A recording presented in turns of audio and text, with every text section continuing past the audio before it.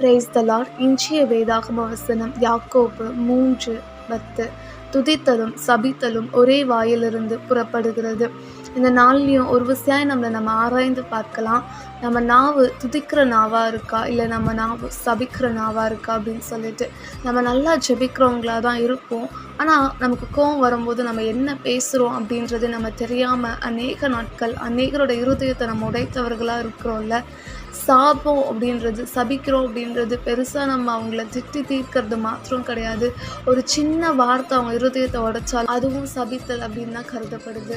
So இன்றைய தினத்தில் நம்ம அப்படிப்பட்டவங்களா இருக்கிறோம் அப்படின்னா நம்ம ஆண்டவர்கிட்ட நம்ம ஒப்பு கொடுக்கலாம். ஏசப்பா, என்னுடைய நாவுக்கு நீங்கள் காவலை போடுங்க ஆண்டவரே.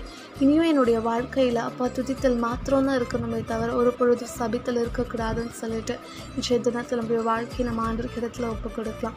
கர்த்தர் தாமே இன்றைய தினத்தில் வார்த்தையை கொண்டு உங்களை ஆசீர்வதிப்பாராக.